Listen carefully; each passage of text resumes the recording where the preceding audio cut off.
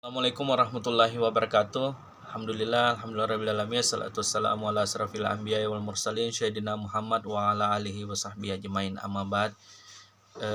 Sebelumnya saya minta maaf karena saya baru mengirimkan materi saya dalam bentuk video ini terkait dengan pembahasan tentang konstitusi.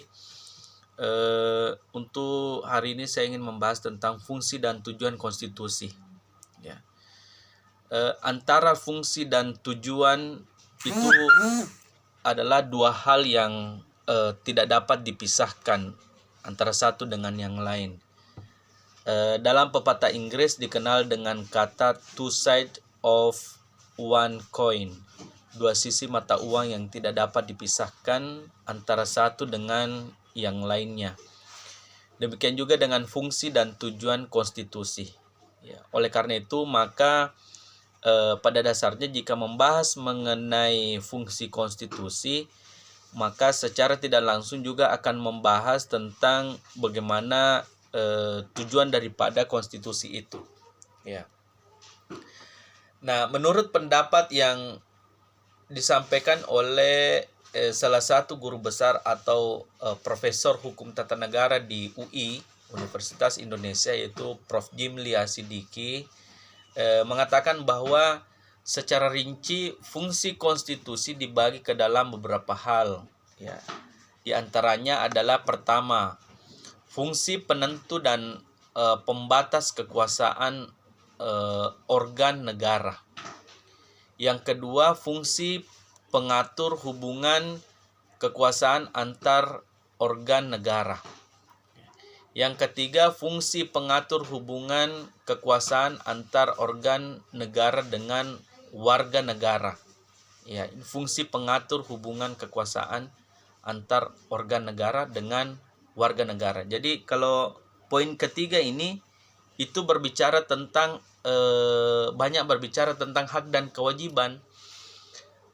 Tapi pada umumnya yang dibahas itu adalah bagaimana kewajiban negara kepada warga negara.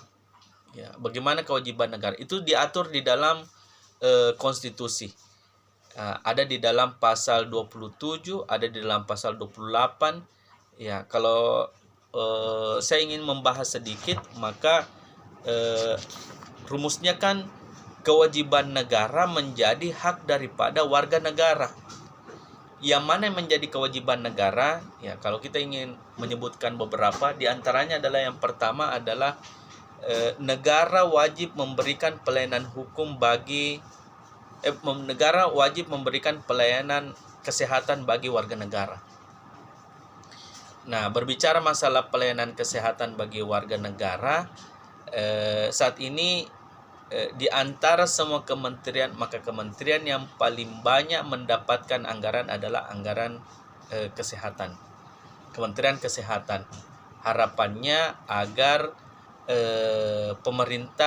harapannya agar masyarakat atau warga mudah mengakses yang namanya pelayanan kesehatan. Mudah mengakses yang namanya pelayanan kesehatan. Karena dulu ada ibu-ibu yang ingin melahirkan dari desa pedalaman, begitu dia ingin mendapatkan yang namanya pelayanan kesehatan di puskesmas, maka dia harus menempuh dengan perjalanan sungai, naik perahu melalui sungai. Itu kurang lebih 3 jam baru bisa dapat puskesmas. Kemudian di puskesmas dia dirujuk karena puskesmas waktu itu belum memadai, maka dirujuklah menuju ke rumah sakit. Baru dia ini, padahal dia belum dapat rumah sakit, dia sudah melahirkan di kendaraan, di transportasi. Saya tidak tahu beritanya apakah di perahu dalam perjalanan 3 jam itu, ada juga yang mengatakan di mobil dalam perjalanan menuju rumah sakit. Nah, melihat fenomena seperti itu, pemerintah tidak menginginkan lagi terjadi kepada warga negara hal semacam itu. Jadi saat ini anggaran yang terbesar di antara semua kementerian adalah anggaran kesehatan. Maka tidak ada lagi alasan warga tidak mengakses yang namanya pelayanan kesehatan. Apalagi saat ini ada istilah BPJS, Badan Penyelenggara Jaminan Sosial. Ya, Badan Penyelenggara Jaminan Sosial itu, BPJS itu yang memudahkan kita untuk mengakses pelayanan kesehatan. Ya, tidak, kalau masyarakat kecil lagi datang ke puskesmas itu gratis. Ya, atau datang di rumah sakit sekalipun harus antri. Saya pernah antri dari jam 4 subuh kalau tidak salah, jam 5 subuh itu sudah antrian ke 30. Ya, karena di rumah sakit biasanya untuk mendapatkan yang namanya pelayanan kesehatan dari dokter ahli. Ya, betul-betul dari ahli. Kemudian obatnya juga menggunakan obat BPJS, ya gratis. Jadi periksa konsultasinya gratis, obatnya juga gratis. Didapatkan dari anggaran pemerintah itu, dari BPJS. Kemudian saat ini boleh dikata bahwa puskesmas sudah diberdayakan. Itu anggaran pemerintah. Negara wajib bagaimana memperbaiki pelayanan kesehatan melalui puskesmas. Puskesmas dilengkapi juga dengan organ-organnya. Ada dokter umumnya, ada dokter anak, ada dokter kandungan, ada dokter gigi, sudah lengkap. Ada sudah bisa USG dan lain sebagainya. Sudah ada bidannya, ada perawatnya, ya ada pelayanan obat atau kefarmasian, kemudian sudah bisa rawat inap. Jadi kalau ada yang luka, ada rawat inap, ya puskesmas mampu memberikan pelayanan rawat inap. Tidak mesti lagi ke rumah sakit, sekalipun misalnya lebih bagus lagi di rumah sakit karena boleh dikata pelayanan kesehatan lebih ini di rumah sakit lebih lengkap, ya. Nah, itu kewajiban negara kepada warga negara. Yang kedua adalah kewajiban negara kepada warga negaranya adalah wajib memberikan pelayanan pendidikan. Nah, di samping pemerintah mengharapkan kita sehat, maka pemerintah juga mengharapkan kita pintar, cerdas. Karena kenapa? Ya,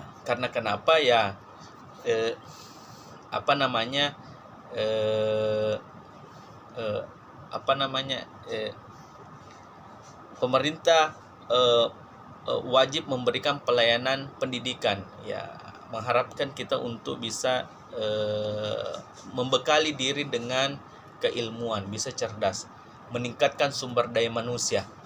Ya, harapan pemerintah jangan sampai kita disingkirkan oleh tenaga kerja dari asing, negara lain. Nah, oleh karena itu tingkatkan keilmuan kita. Kalau dalam Islam dikatakan ikra, bacalah. Ya, karena memang kita dituntut untuk belajar. Ya, bacalah itu ditafsirkan bagaimana kita meningkatkan keilmuan kita, SDM kita. Ya, di Indonesia kan SDA banyak, sumber daya alam melimpah, sumber daya manusia minim.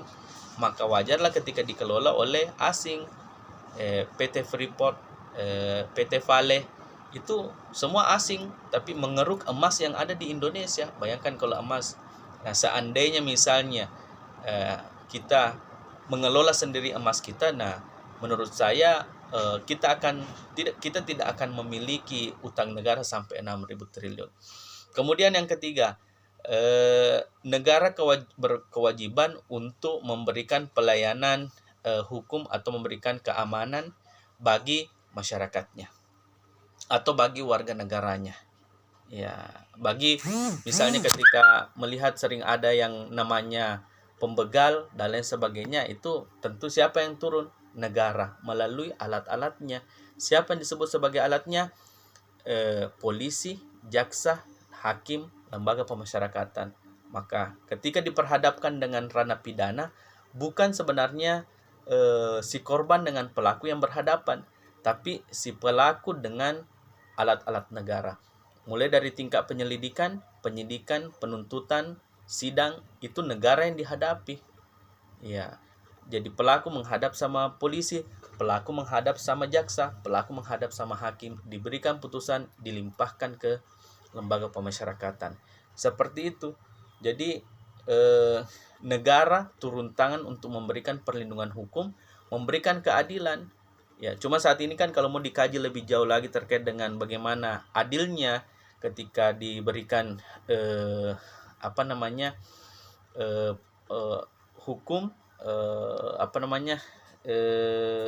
pelayanan hukum seperti itu